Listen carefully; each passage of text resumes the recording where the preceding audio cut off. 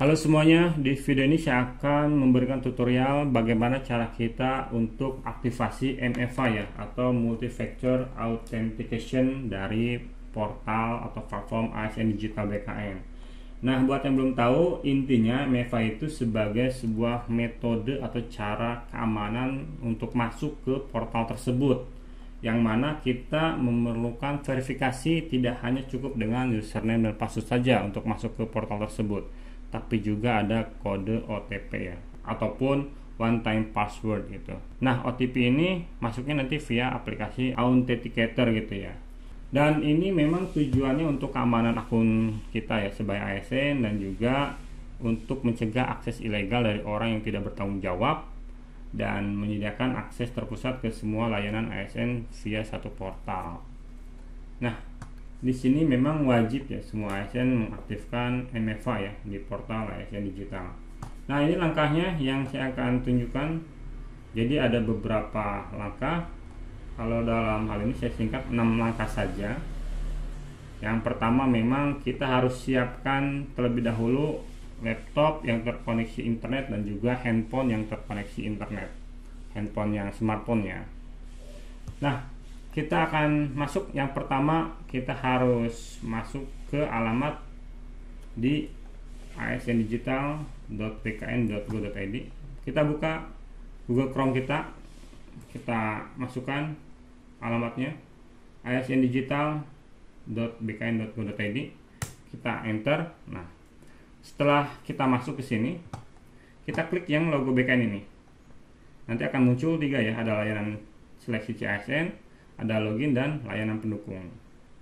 Nah, kita langsung klik yang login. Nah, karena pertama kali kita login ya, maka di sini akan seperti ini tampilannya. Ada reset dan ada masuk, dan di sini ada tata cara penggunaan MFA. Kita kalau mau lebih jelas, kita download aja. Kita download gitu ya. Nah, di sini kita bisa baca berbagai informasi ya. Di sini ada penerapan MFA pada platform ASN Digital BKN gitu ya. Ini untuk informasi-informasinya gitu ya. Kemudian ada juga ini aktivasinya. Kemudian ada ini aktivasi dalam bentuk videonya ya, nanti bisa di-download juga, lebih singkat begitu ya. Dan ini ada untuk bahan pemaparannya, ini bisa dibaca juga. Nah, kita langsung saja, kalau sudah membaca misalkan atau mengikuti tutorial ini, kita klik masuk ya. Nah, setelah masuk ke sini, kita masukkan username dan password kita. Kalau lupa username ini bisa tanya ke pihak kepegawaian ya. Kalau sudah dimasukkan username dan passwordnya, kita klik sign in. Nah, setelah seperti ini, di sini ada langkah install Authenticator aplikasi. Jadi kita pakai handphone kita, handphone smartphone-nya. Kalau Android itu kita masuk ke Play Store ya. Tapi kalau iPhone kita masuk ke App Store ya. Nah, kita Play Store-nya kita buka, kita download yang namanya Google. Nah, ini muncul Authenticator. Klik, kita install. Setelah kita install, kita tunggu ya.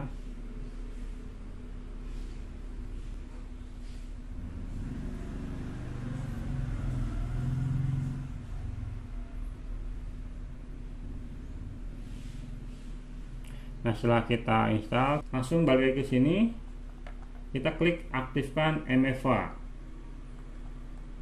Nah, setelah muncul QR code seperti ini, kita klik yang di handphone kita itu add a code, kemudian scan a QR code, dan ini waktunya 30 detik ya, jadi harus cepat. Nah, setelah di scan, di sini akan muncul kode gitu ya. Nah, kemudian di sini masukkan kodenya 759 yang saat ini saya gunakan yang 4. Kemudian device name-nya apa?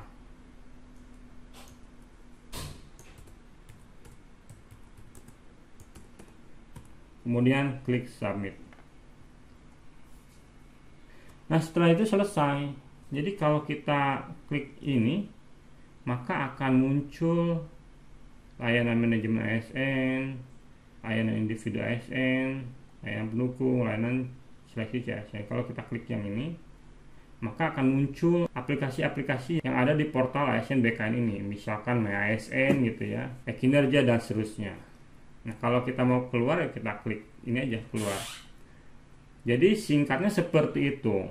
Sekali lagi yang saya pahami bahwa ASN Digital ini sebagai sebuah portal untuk kita bisa masuk ke berbagai layanan yang disediakan oleh BKN. Ya, selama ini kan kita banyak aplikasi yang kemudian bisa jadi tiap aplikasi itu beda username dan passwordnya dan kemudian kita lupa. Makanya di samping untuk memudahkan dengan ASN Digital ini, jadi satu kali masuk saja, kemudian juga ada pengamanan double gitu ya. Kalau di WhatsApp itu namanya verifikasi 2 langkah. Jadi kalau kita ingin masuk ke portal asndigital.bkn.go.id ini, salah satu langkah untuk mengamankannya harus verifikasi 2 langkah. Yang pertama, kita tentu setelah klik login gitu ya, kita harus memasukkan username dan password. Kemudian ketika kita klik sign in, kita harus memasukkan kode OTP-nya atau one time password atau OTC ya, one time code. Nah, yang mana OTP ini berlaku 30 detik. Jadi setiap 30 detik itu diperbarui. Kalau kita lihat di sini ada detikan yang terlihat seperti jam gitu ya. Nah, setelah 30 detik akan berubah lagi, 30 detik berubah lagi, 30 detik berubah lagi. Nah, inilah yang kemudian kalau kita klik sign in, misalkan kita klik sign in ya sekarang ya, klik sign in. Nah, kita diminta OTP atau OTC ya, one time code atau one time password. Nah, inilah dimasukkan. Kalau saat ini, detik ini 360374 itu punya saya ya. Klik masukkan terus sign in, akan masuk ke portal ASN Digital ini, dan disitu banyak, ada My ASN, ada kinerja dan seterusnya gitu. Jadi kalau orang lain yang akan mengakses punya kita nggak bisa, karena akan diminta OTP ini atau OTC ini. Jadi memang di satu sisi memang ribet ya, apalagi kalau handphone kita ketinggalan misalnya. Tapi di sisi lain ini untuk mengamankan data kita sebagai ASN. Saya kira kurang lebihnya itu. Kalau ini dirasa terlalu cepat, bisa di pause ataupun bisa dipelankan.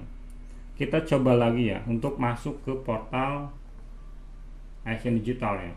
Kita tadi sudah aktivasi.